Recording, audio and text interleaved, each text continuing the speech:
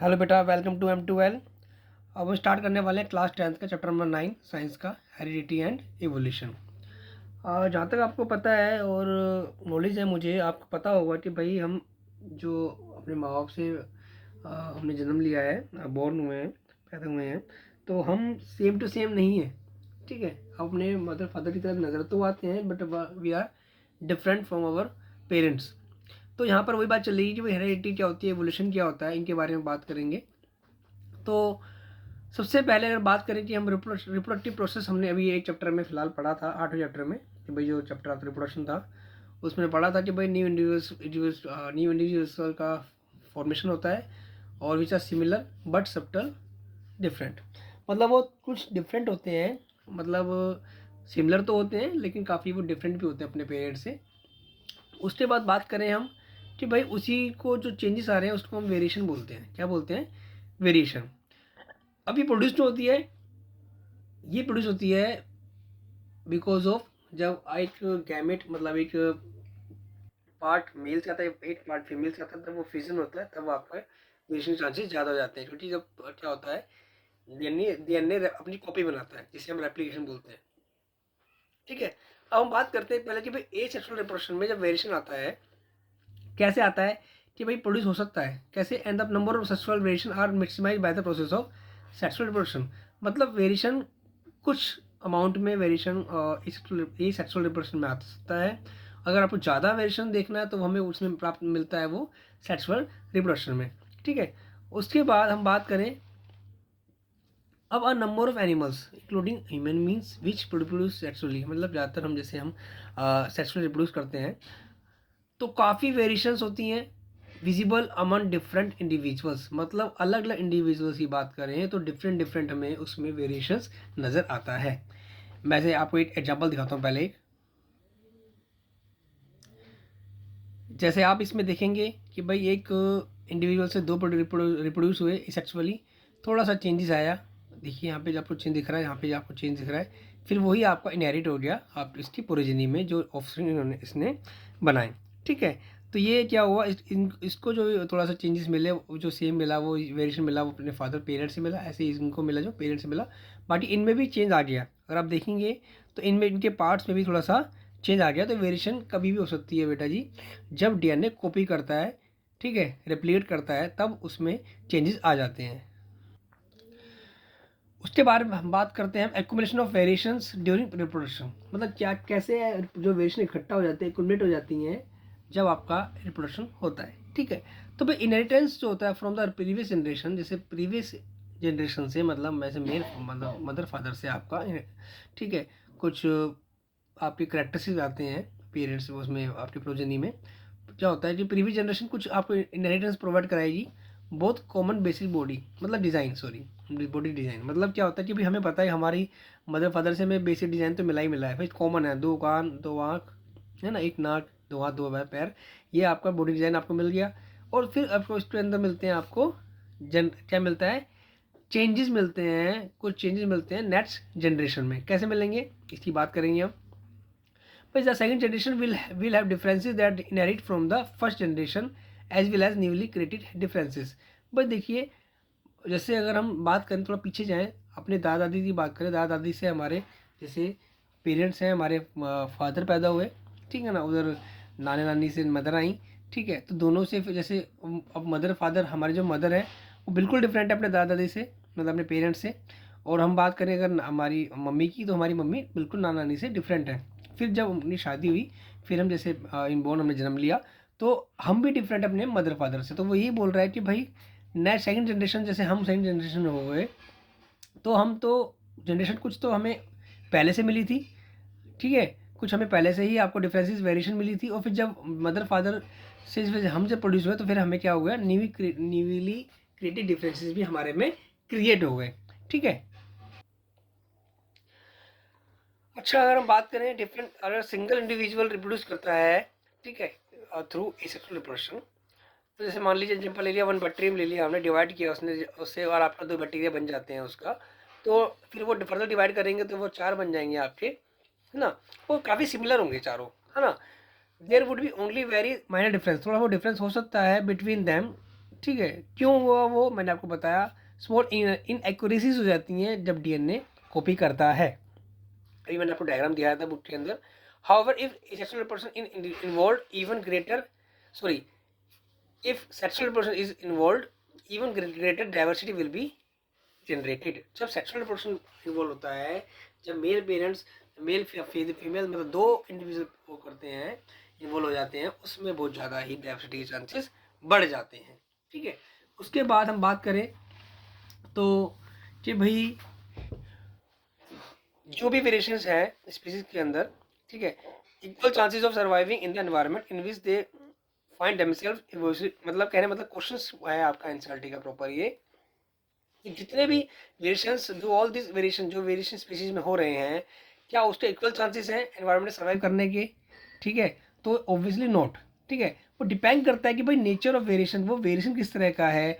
Different individuals के अंदर would have different kind of advantages, मतलब डिफरेंट, मतलब कोई चीज़ जैसे मान लो टेम्परेचर इंक्रीज करता है, जैसे राजस्थान का है और हमारा दिल्ली का है, तो डिफरेंट अलग अलग कंडीशंस हो जाती है, टेम्परेचर से अलग अलग कंडीशन हो जाती हैं। वहाँ की जो बॉडी है, ह्यूमन बॉडी अलग तरीके से उसका पूरा डाइजेस्टिव सिस्टम होता है, पूरा प्रॉपर अलग चीज़ें होती हैं। एनवायरनमेंट से कैसे उन्हें डील करना है वो चीज़ अलग हो जाती है उस बॉडी की। हमारे ही सेम ऐसे ही हमारा होगा, अगर हम डिफरेंट एनवायरनमेंट में जाते हैं तो हमारे साथ भी, तो हमारी बॉडी भी अडेप्ट करेगी, अपने अंदर थोड़ी चेंजेस लाएगी। तो सेम चीज़ यहाँ पर है कि भाई जैसे bacteria that can withstand heat, आपने बैक्टीरिया देखा बहुत ज़्यादा हीट झेल जाते हैं, वो सर्वाइव कर जाते हैं उसके अंदर। ठीक है ना, और वो क्या होता है, heat wave selection of variants, मतलब वो वेव वही बैक्टीरिया होते हैं जो हीट सेलेक्टेड होते हैं, वेरिएंट होते हैं। ठीक है, by environment factor form the basis for evolutionary process as well as. कहने मतलब ये हुआ कि भाई एनवायरनमेंट भी बहुत ज़्यादा इसमें पार्टिसिपेट करता है कि भाई कौन सा, मतलब जब एनवायरनमेंट में चेंज आएगा तो बैक्टीरिया हो चाहे एनिमल्स जो मर्जी हो, वो अपने आप को अडेप्ट करने के लिए, उसमें रहने के लिए अपने आप को चेंजेस बॉडी में लाता है सर्वाइव करने के लिए। ठीक है, जैसा कि हमने बैक्टीरिया के बारे में पढ़ा अभी। तो यहाँ जो निकल के मेन चीज़ आती है वो यही बोल रहा है कि भाई अगर कोई वेरिएशन आती है तो सभी इंडिविजुअल के लिए वो एडवांटेज नहीं होती, कुछ के लिए एडवांटेजेस हो सकती है, कुछ के लिए नहीं हो सकती, इसलिए इसका आंसर ऑब्वियसली नॉट लिखा है। ठीक है, और अगर हम बात करें आगे हेरिडिटी की, तो भाई सबसे ज़्यादा जो चीज़ें, मतलब जो हमें अपने जो इन्फॉर्मेशन मिलती है, जैसे हम बोलते हैं भाई कि अगर नया बच्चा पैदा होता है तो बोलते हैं उसकी आँख पापा पे गई है, मामा मम्मी पे गई है, कान पापा मम्मी पे गए हैं, या बाबा के दादा दादी जी भी आ सकते हैं। ठीक है, जो भी है, तो वो हेरिडिटी है आपका। द आउट ऑब्वियस और reproductive process still remains the selection of individual of similar design. भाई वो तो सेम रहने वाला है, बॉडी डिज़ाइन तो सेम रहने वाला है। The rules of the heredity or determine the process by which the traits and characteristics are reliably inherited। तो हेरिडिटी के कुछ रूल होते हैं जो डिटरमाइन करते हैं, जो बताते हैं आपको कि भाई किस प्रोसेस से प्रोसेस होता है जो बाई ट्रेट और करेक्टरिस्टिक आर रिलायबली इनहेरिटेड, कि भाई किस तरह से ट्रेट या करेक्टरिस्टिक है वो क्या होगा, बहुत अच्छे तरीके से इनहेरिटेड होगा। ठीक है, तो अब इसी में इसके जो हम जो पढ़ते हैं वो हेरिडिटी में पढ़ते हैं। ठीक है, कुछ जो होते हैं आपका, अब जैसे इनहेरिट के ट्रेड्स जो होते हैं आपके, जैसे तो देख लेते हैं एक बार हम, अब कौन से होते हैं वो।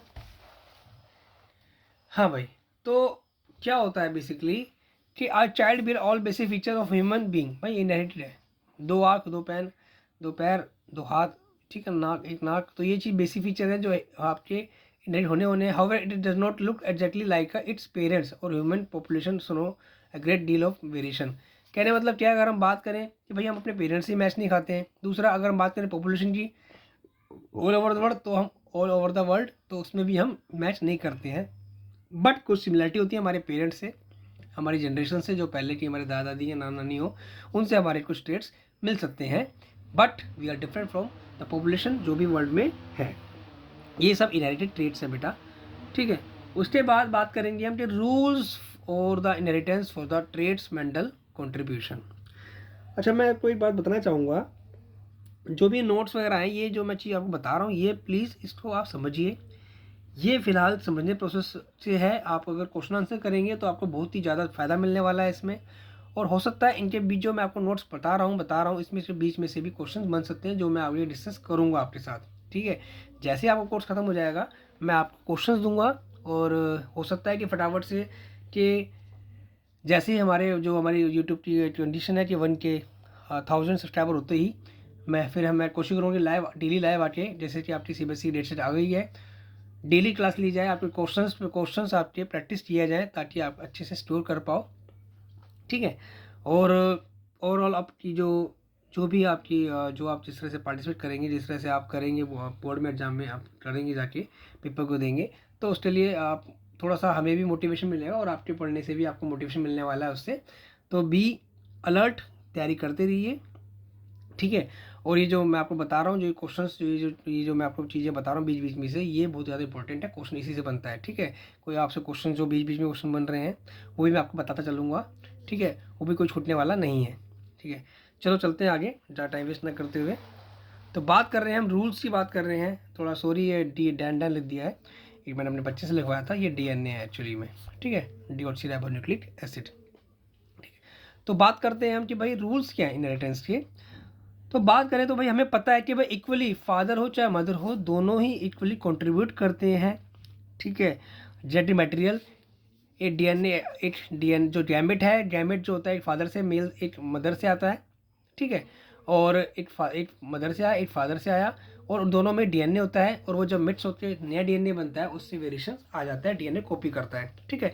यहाँ पे भी यही चीज़ लिखी है आपकी कि भाई जो इनहेरिटेंस है, rules of inheritance of such traits in human beings are related to the fact that both father and mother will contribute practically equal amount of genetic material to the child। ये मैंने आपको बताया है कि भाई दोनों gamete, एक gamete male से, गैमेट मतलब मदर से, गैमेट आपका आया फादर से, और आगे मिक्स हो जाता है DNA दोनों का, और इसलिए क्या होता है, इस state there will be two versions in the each child. तो हमारे अंदर जैसे हम हैं तो हमारे दो वर्जन्स हैं, मदर का भी और फादर का भी। उसके बाद जो मेंडल था, ठीक है, मेंडल जी ने क्या किया कि भाई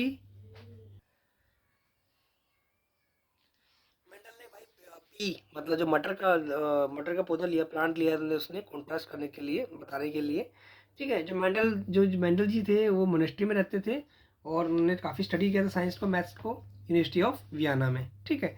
अब बात करते हैं हम द मेन रूल जो थे इनके इस इनहेरिटेंस के। It is interesting to look of some experiment for some more than century ago, मतलब सेंचुरी एगो इन्होंने एक्सपेरिमेंट किया था, उसके बारे में हम स्टडी करेंगे कि क्या क्या किया था। तो करते हैं फटाफट से। उसके बाद जो मेंडल जी ने क्या किया, काफ़ी नंबर अलग अलग कॉन्ट्रास्ट ट्रैक्टर लिए पीस के। अब वो हो सकता है गार्डन पीस जो होता है, या फिर उसका जैसे हम बात करें सीड राउंड हो सकता है, रिंगल हो सकता है, झुर्रीदार हो सकता है, सीड टॉल हो सकता है, मतलब प्लांट शॉर्ट हो सकता है, फ्लावर वायलेट हो सकते हैं, ठीक है ना। तो डिफरेंट डिफरेंट उसने पी प्लांट के डिफरेंट डिफरेंट कैरेक्टरिस्टिक को लिया, ठीक है। और जो टॉल प्लांट थे, शॉर्ट प्लांट थे, produce progeny from them as a calculated the percentage of the tall of the short progeny. कहने का मतलब क्या है, सिंपल सा उसने क्या किया लास्ट में, पहले तो उसने पी प्लांट को यूज़ किया फॉर हिज एक्सपेरिमेंट। उसके बाद उसने टॉल प्लांट और शॉर्ट प्लांट को क्या किया, उसने आपस में क्रॉस करवाया और देखा कि भाई क्या क्या परसेंटेज निकल के आया, कितने प्लांट शॉर्ट थे, कितने प्लांट टॉल थे। उसके बारे में तो मैं आपको जरा थोड़ा सा ग्लिम्स दे दूँ उसके बारे में थोड़ी सी।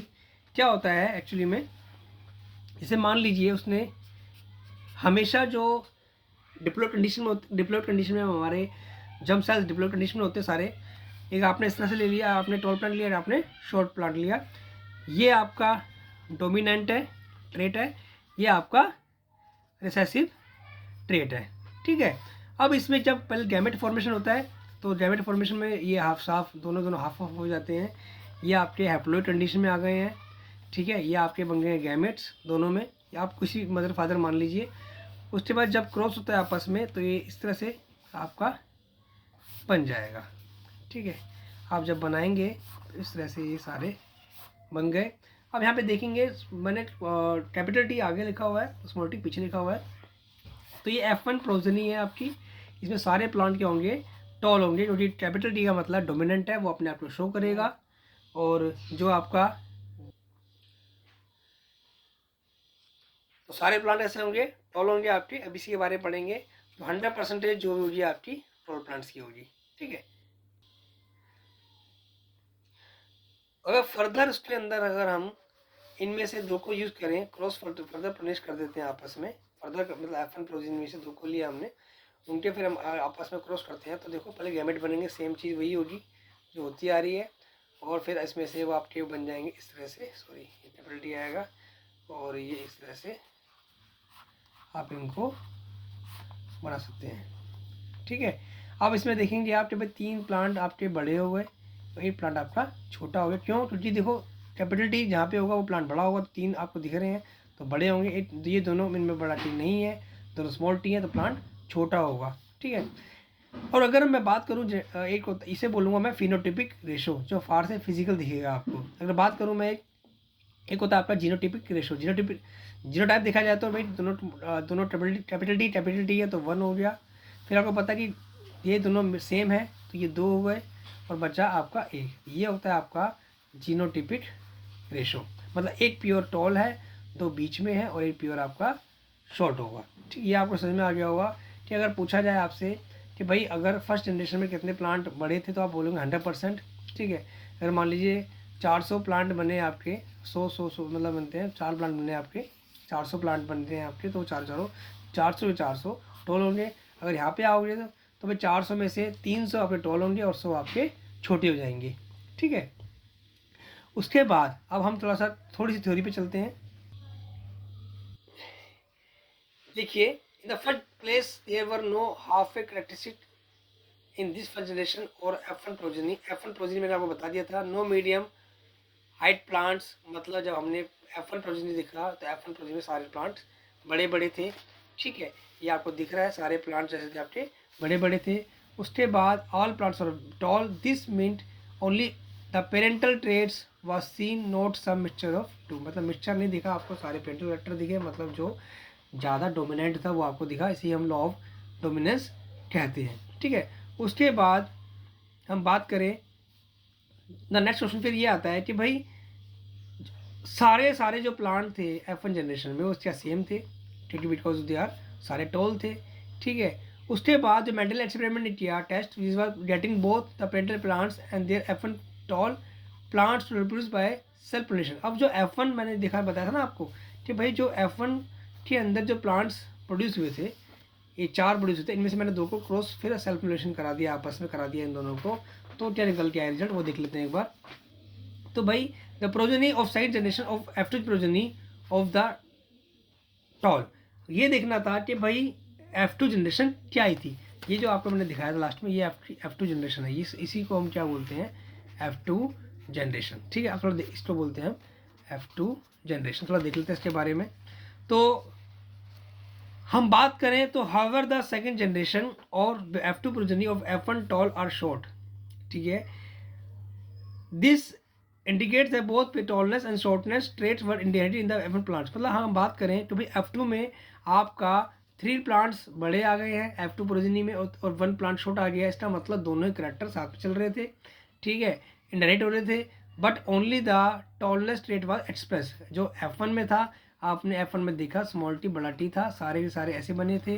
तो इसमें दोनों तो मतलब कैपिटल टी और मतलब डोमिनेंट और रिसेसिव दोनों आए थे, इनहेरिट हुए थे, बट जो आपका टॉलनेस था, जो कि डोमिनेंट था, वो आपका एक्सप्रेस हुआ, उसने प्लांट को बड़ा कर दिया। तो यही होता है। ठीक है, 2 कॉपीज हमेशा इनहेरिटेड होती हैं। एक आपका यहाँ से आ गया मेल मदर फादर से मान लीजिए, इसे मान लीजिए मदर है तो ये फादर मान लीजिए, या फादर मदर जैसे आपको मानना है। तो एक कॉपी आती है मदर से और एक कॉपी आती है फादर से। दोनों ही ट्रेट क्या होते हैं? इनहेरिटेड होते हैं। यही बोला गया है बेटा कि 2 copies of the trait are inherited in the each sexually reproduction organism. जो सेक्सुअली रिप्रोड्यूसिंग ऑर्गेनिज्म है, मदर और फादर हो, दोनों में से एक कॉपी ट्रेट की आएगी, वो इनहेरिटेड होगी।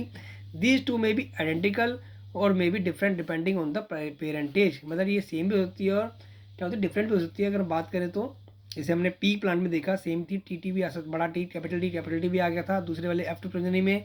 अ pattern of inheritance can be work out be this assumption. इसी तरह से हमने इसी का पैटर्न को निकाला, इसी से हमने पूरा का पूरा डायग्राम, पूरा का पूरा जो भी कैलकुलेशन थी, परसेंटेज थी, वो हम निकाल पाए हैं। ठीक है, उसके बाद अब क्या है, और बेटा इसी को बोलते हैं हम, ये जो हमने एक ही तरह का करेक्टर लिया है, इसी को बोलते हैं mono hybrid cross. Mono hybrid cross. ठीक है, अगर आपसे पूछते हैं कि आपने एक ही तरह का हमने करेक्टरिस्टिक लिया है, उसी को हमने क्रॉस करवाया है, इसे बोलते हैं मोनो हाइब्रिड क्रॉस। अब इसके अंदर हम देखें तो 2-3 चीज़ें कंक्लूजन है, वो जरा बताया था मैं आपको इसके अंदर क्या चीज़ें हैं। देखिए, इसके अंदर इंपॉर्टेंट चीज़ क्या है कि भाई अगर बात करें कैपिटल टी और small T, capital T both are tall plants, while जो आपका कैपिटल स्मॉल टी होंगे दोनों आर शॉर्ट प्लांट्स। ठीक है, ये आपको समझ में आ गया। मतलब स्मॉल ए सिंगल टॉपी T, a single T capital T आपका इनफ है प्लांट को टॉल बनाने के लिए, और अगर आपको शॉर्ट प्लांट चाहिए, शॉर्ट प्लांट के लिए दोनों टी आपके शॉर्ट होने चाहिए। अब करैक्टर या ट्रेट जो है आपका कैपिटल टी वाला जो वो डोमिनेंट ट्रेट है, इसलिए वो अपने आप को इटसेल्फ को एक्सप्रेस करेगा। ठीक है, और जो रिसेसिव है वो सप्रेस रहेगा, मतलब अपने को एक्सप्रेस नहीं कर पाएगा। अब द करेक्टर जो शो होते हैं F1 जनरेशन में ऑलवेज डोमिनेंट करेक्टर होते हैं। so, देखिए हमने that does not express itself is recessive character trait, अपने आप को एक्सप्रेस कौन नहीं कर पाया, रिसेसिव करेक्ट नहीं कर पाया। आपने देखा जैसे यहाँ पे देखेंगे इसमें सारे क्या थे, कैपिटल टी था। उसके बाद आपका जो ऑफरिंग है will only show the dominant trait, this is तो बोलते हैं law of dominance given by Mendel. ठीक है, उसके बाद आते हैं हम डाइहाइब्रिड क्रॉस पे। तो देखिए क्या होता है इसके अंदर, ये आपको थोड़ा सा बता देता हूँ पहले ही मैं आपको कि भाई cross between two plants having two pairs of contrasting character called dihybrid cross. आपने दो करेक्टर अलग ले लिए। यहाँ पर बात करेंगे हम कि भाई आपने सीड की बात करी, सीड आपका सीड जो होता है मटर का दाना जो होता है वो राउंड हो सकता है और या फिर रिंकल हो सकता है, उसे स्मॉल और से करेंगे। अब यहाँ पर नज़र आ रहा होगा अगर मैं कैपिटल आर लिख रहा हूँ वो डोमिनेंट है, स्मॉल लिख रहा हूँ वो आपका रिसेसिव है। दूसरी चीज़ यहाँ पर वो येलो हो सकता है, बड़ा वाई लिखा है तो भाई इसका मतलब वो डोमिनेंट कैरेक्टर है। अगर वो आपका वो क्या हो के सॉरी थोड़ा कॉल आ गया था एक बीच में। हाँ, तो अगर वो वाई है, कैपिटल वाई है तो वो आपका येलो है, अगर वो स्मॉल वाई है तो वो आपका रेड होगा, आपका पीच। ठीक है, अब उसके वो सॉरी रेड नहीं ग्रीन, सॉरी ग्रीन, येलो एक ग्रीन। ठीक है, ग्रीन आपका कैसा करेक्टर है, वो आपका करेक्टर है आपका रिसेसिव। तो ये राउंड और येलो वाले आपके डोमिनेंट करेक्टर हो गए, स्मॉल आर स्मॉल वाई मतलब रिंकल, और आपका जो ग्रीन है वो आपका रिसेसिव ट्रेट है। तो उनको जब आपस में आपने एक तरह से क्रॉस करवाया, देखिए पहले ये बुक में थोड़ा सा आपकी इस वाले आंसर इसमें थोड़ा सा अलग दिया हुआ है, बात वही है सेम है, जो आपके डोमिनेंट करेक्टर है उनको आगे लिख दिया है। अगर मैं आपको दिखाऊं एक बार, मैं आपको शो करता हूं एक बार बना के। ठीक है, ये देखिए मेरे पेपर में ले आया हूं, जिस तरह से ये आपका ये मैंने आपके दो ले लिए हैं। ठीक है, अब इनमें आपस में क्रॉस पोलिनेशन कराया। F1 प्रोजनी जो होगी 8 आर इन दोनों में से ले लीजिए और एक आर इनमें से ले लीजिए, दोनों में से एक आर, आपको पता है दोनों में से एक मतलब एक ही उतरते हैं। ये आपकी F1 जनरेशन है जो कि जो भी आपका सीड होगा वो होगा राउंड एंड येलो, क्योंकि डोमिनेंट आपके राउंड एंड येलो ही वाले हैं, यही इसमें आपको दिखाया हुआ देखिए। बस वो थोड़ा मतलब ये दोनों पीछे चले गए हैं, ये दोनों आगे आ गए हैं। NCERT में भी ऐसे दिया गया है कि भाई ये आगे है और ये पीछे, लेकिन इसके अंदर जो नोट्स है मेरे पास, जो NCERT जो टीचर्स एक्सपर्ट है दिल्ली गवर्नमेंट के, उन्होंने जो बनाए हैं उसमें YYRR इस तरह से दिया हुआ है। ठीक है, बात वही है। अब क्या होता है इसमें से भी आपके बनेंगे गैमेट्स, और जब गैमेट्स बनते हैं ना तो गैमेट्स मैंने आपको बताया था,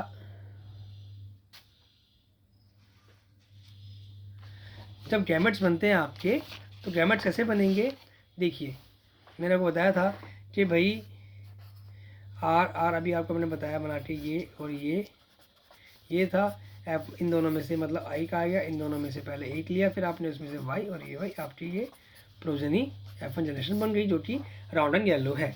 उसके बाद F2 जनरेशन के लिए हमें दोबारा बनाना पड़ेगा, और ये आपका इस तरह से बन जाएगा 1 2 3 4 5, 1 2 3 4 5, यहाँ मदर मेल फीमेल हो जाएगा। उसके बाद यहाँ पे जब हम इनके बनाएंगे तो एक बार इस तरह से पेयर में उतारेंगे गैमेट्स को, आर एक बार वाई, एक बार आर छोटा वाई, ठीक है, फिर एक बार आर बड़ा वाई, एक बार आर छोटा वाई, सेम यहाँ पे चलेंगे। फीमेल गैमेट अलग ऐसे बनेंगे, मेल के भी सेम बनेंगे। ठीक है, कोई दोनों में चेंजेस नहीं है ज़्यादा, और इस तरह से, और ये इस तरह से। ठीक है, अब आपको पूरा करना है, ये आपका होमवर्क है, मैं बना देता हूँ जल्दी से। जब आप इनको पूरा करेंगे तो इस तरह से जोड़ते चली जाइए इनको। ठीक है, जब पूरा कर लेंगे आप इनको तो फिर क्या पाएंगे आप, ये देखेंगे इसके अंदर आपका सबसे ज़्यादा जो होंगे, देखो आपको नज़र आ रहा है राउंड एंड येलो, तो सबसे ज़्यादा सीड जो होंगे राउंड एंड येलो होंगे क्योंकि ये दोनों डोमिनेंट है। ठीक है, उसके बाद राउंड और फिर आपको ग्रीन मिलेंगे, और उसके बाद मिलेंगे आपको रिंकल्ड येलो और फिर मिलेंगे आपको रिंकल्ड ग्रीन। ठीक है, ये आपको मैं बता दूंगा। एक रेशो जो निकल के आती है, इसमें रेशो निकल के बता देता हूँ मैं आपको, 9:3:3:1 ये रेशो आपकी आती है। ठीक है, और टोटल कितना हो गया, 16 हो गया। ये मैंने आपको बता दिया। ये आपका राउंडिंग येलो है, ये आपका राउंडिंग ग्रीन है, ये आपका रिंकल्ड येलो है, ये आपका बिल्कुल बिल्कुल जो रिसेसिव वो बच गया एक, वो है मतलब रिंकल्ड एंड ग्रीन। ठीक है, ये आपको अपने आप पूरा करना पड़ेगा, आपको पूरा करना, ये आपका होमवर्क है। तो हम कंक्लूजन की बात करते हैं। तो round and yellow seed are dominant character. Round yellow green जो राउंड एंड येलो है वो आपके डोमिनेंट कैरेक्टर है, हम जानते हैं।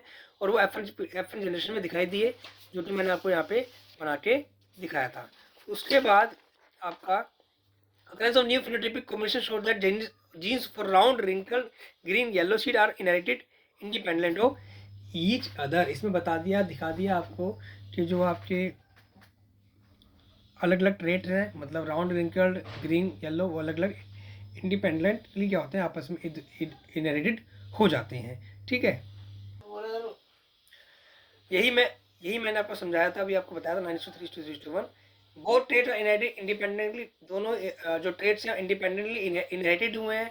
इसी को बोलते हैं law of independent inheritance of character या इंडिपेंडेंट असॉर्टमेंट। ठीक है, उसके बाद हम बात करें तो वही चीज़ यहाँ पर आपको शुरू की गई है। ठीक है, ये नोट्स मैं आपको लिंक में डाल दूंगा। ये चीज़ें वही हैं कि भाई कैसे कैसे मैंने आपको जो डायग्राम, आपको जो चीज़ें मैंने आपको समझाई हैं वही इसके अंदर दिया हुआ है F1 F2 जनरेशन के बारे में। ये आपका होमवर्क है, ये आपको खुद पढ़ना है। ठीक है, और वही है जो मैंने आपको पूरा का पूरा डायग्राम से बताया है, ये आपको खुद पढ़ना है। अच्छे से एनसीईआरटी पढ़िएगा और आपको समझ में आ जाएगा। अगर नहीं समझ में आए तो आप मुझे बताना, मैं दोबारा से इसको समझा दूँगा। ठीक है, फटाफट से मुलाकात, जल्दी मुलाकात होगी। तब तक के लिए पढ़ते रहिए। All the best.